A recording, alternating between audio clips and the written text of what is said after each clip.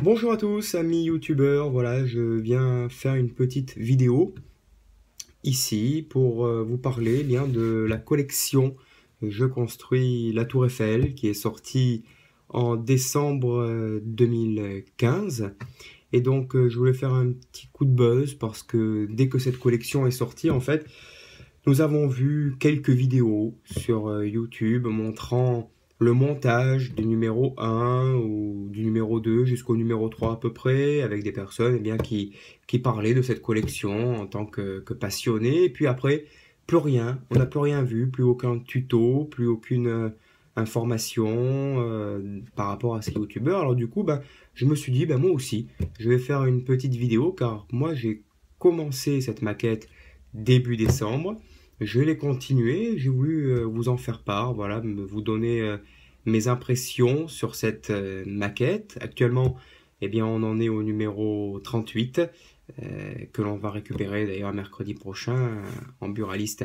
Alors, cette maquette de la Tour Eiffel que je trouve particulièrement géniale, parce que étant maquettiste, j'adore les maquettes, je n'ai jamais réussi à trouver sur la toile sur Internet des maquettes d'une aussi grande précision. Certes, les maquettes de Tour Eiffel, il y en a de toutes les sortes, en allumettes par exemple, en Lego, en Playmobil, en,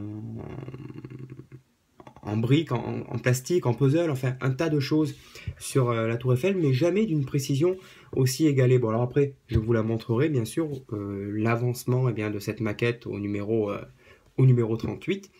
Mais cette maquette est vraiment très bien faite, un réalisme donc à couper le souffle. C'est des pièces ciselées vraiment très proprement, très bien. Elle fait 1,20 m de hauteur. Elle fait 47 cm à la base. Et puis il y a également tous les petits points lumineux, les fibres et les 3 ascenseurs motorisés. Alors, pour ma part, le montage de cette tour Eiffel est relativement très facile, c'est très simple, il n'y a pas de quoi se taper la tête par terre. Bon, peut-être parce que je fais aussi des maquettes et que je suis habitué à faire des maquettes, mais sinon il n'y a rien de bien compliqué, de bien méchant, excepté peut-être par la suite, et vous allez comprendre si vous faites cette maquette, c'est que quand il va falloir commencer à monter sur de la hauteur, ça va être un peu plus compliqué que de monter à plat sur une table. Là, c'est là où ça va un petit peu se compliquer par rapport aux petits vis. Les pieds dans l'ensemble, aucun problème, même pour les fibres, pour les points lumineux. Alors moi, les points lumineux, je les fixe avec ceci, un petit pistolet à colle. Je coupe la fibre à la bonne dimension que j'insère sur le petit point lumineux et ensuite un petit point de colle à chaud en utilisant un cure-dent, en récupérant le petit bout de colle sur le cure-dent parce qu'elle est très chaude et ça pourrait faire fondre la fibre. On la récupère, on retire et on pose sur le point lumineux et ça ne bouge plus. Et ça a l'avantage également que si vous vous trompez, vous pouvez décoller votre point lumineux très très facilement. Voilà, je vous recommande cette astuce du pistolet de la colle à chaud avec des petits bâtons que vous rajoutez pour que ça fonde et que ça fasse la colle.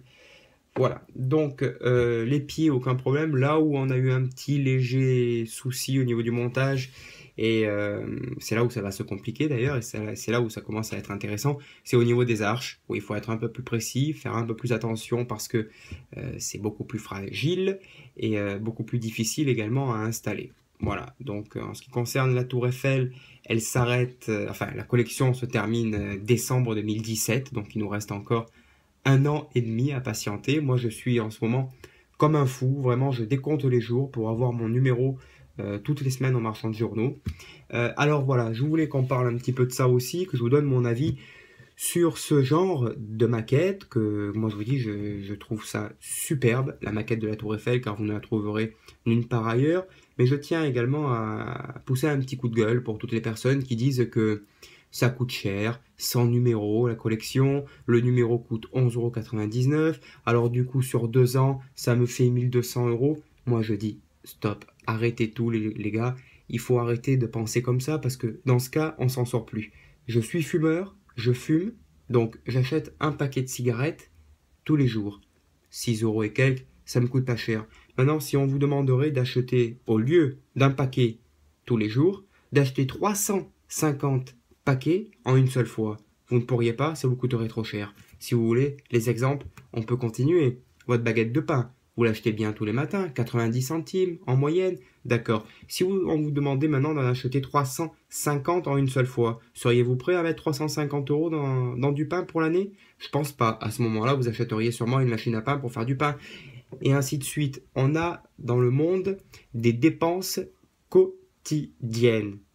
C'est quotidien, c'est comme ça a toujours été. Les impôts, les loyers, les cigarettes, le pain, les courses dans les grandes surfaces. Donc, pourquoi on va se dire, ah mais là, la collection, elle coûte 1200 euros. Oui, mais vous allez les sortir toutes les semaines. Ça revient à la même chose d'acheter un paquet de cigarettes et compagnie. Avez-vous déjà calculé, par exemple, combien coûtent vos dépenses sur un an? Vous avez déjà pris un papier et noté tout ce que vous dépensiez? Vous seriez surpris du nombre d'argent que vous dépensez dans la vie de tous les jours. Donc, je ne vis pas sur l'or, mais 11,99 € le numéro, je peux me permettre de l'acheter. Je ne pourrais pas acheter 1200 euros d'un coup, mais 11,99 € le numéro, sincèrement, je peux me permettre de l'acheter. Et mercredi prochain, je récupérerai mon numéro 38 au buraliste. Voilà, c'est tout ce que je voulais dire sur ce petit principe qui disent que oui, mais ça fait cher, 100 numéros, machin, sur 2 ans, c'est long.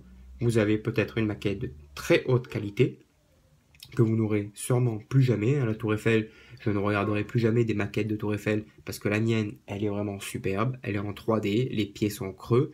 Et puis voilà. Donc c'était le petit coup de gueule que je voulais passer sur les gens qui disent que ça coûte cher. Regardez plutôt la vie, votre vie, combien elle coûte, et après on en reparle. Également, j'ai apporté quelques petites modifications à la Tour Eiffel, puisque concernant les socles, si vous faites la collection, vous savez de quoi je parle.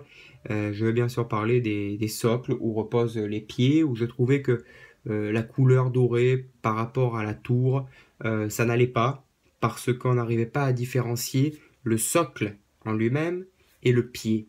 Or, quand vous aviez les mêmes couleurs, eh bien, on aurait pu dire que le socle faisait partie du pied de la Tour Eiffel et rajouter un élément supplémentaire à la Dame de Fer. Du coup, j'ai voulu les différencier et faire un socle couleur pierre, comme sur la vraie Tour Eiffel. Pareil pour les escaliers que l'on va recevoir, les escaliers qui sont dans le pilier à l'intérieur, nous les recevrons au numéro 43. Ceux-là aussi, les escaliers, je ne les laisserai pas dorés. Ce sont des modifications, bien sûr, de maquettistes qui vous parlent. Et les escaliers, je les peindrai peut-être en argenté et faire une petite salissure comme si on montait souvent dessus. Pareil pour les restaurants qu'il y a au premier étage. Actuellement, ils sont rouge bordeaux, donc évidemment, je les repeindrai en rouge bordeaux. N'hésitez pas à laisser vos commentaires en bas de cette vidéo, c'est instructif pour tout le monde, vos avis seront les bienvenus. Voilà, je vais récupérer la maquette et je vous la montre de suite. Et voilà la bête. Voilà. Donc comme vous pouvez la voir, je vais vous la montrer un peu mieux ensuite.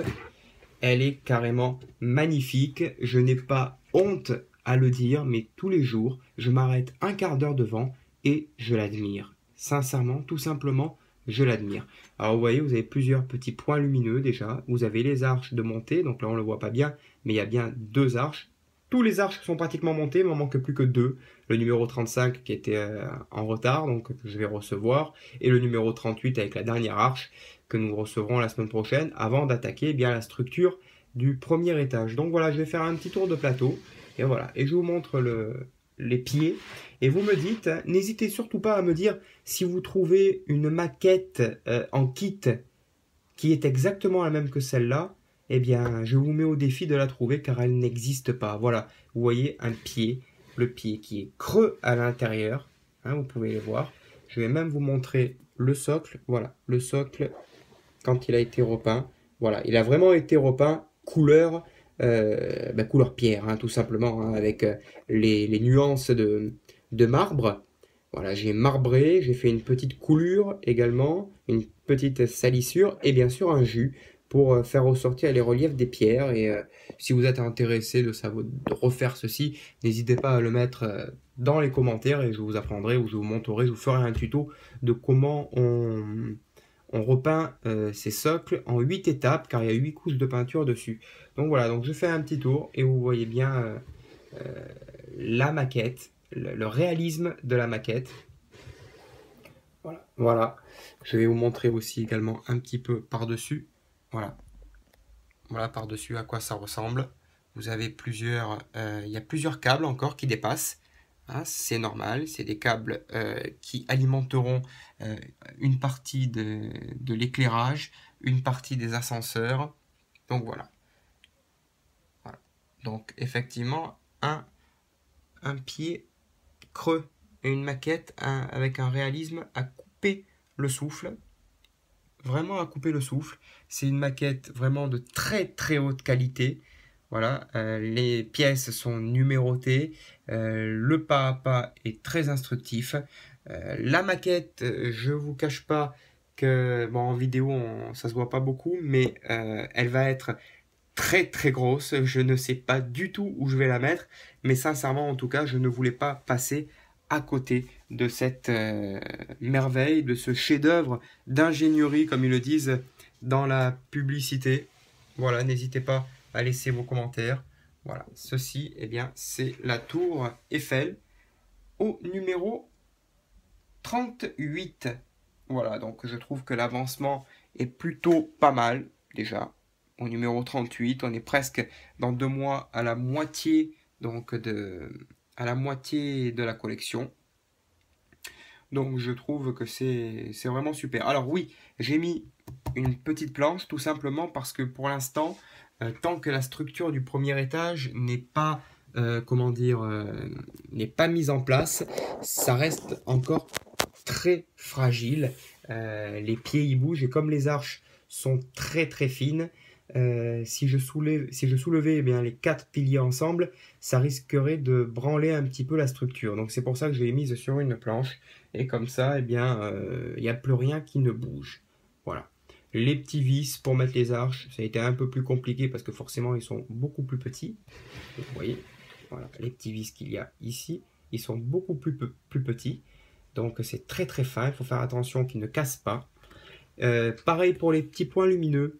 Moi j'ai une astuce pour les petits points lumineux si vous ne l'avez pas encore. Soit vous agrandissez le trou avec une petite lime tout simplement, ou alors, et bien encore mieux, vous posez votre point lumineux comme ceci, avant de monter le croisillon bien sûr, hein, vous prenez le croisillon à part, vous mettez le point lumineux, vous retournez la plaque, vous la posez sur la table, donc la tête du point lumineux est en bas, et vous appuyez légèrement au niveau de l'endroit à l'arrière où ressort le point lumineux.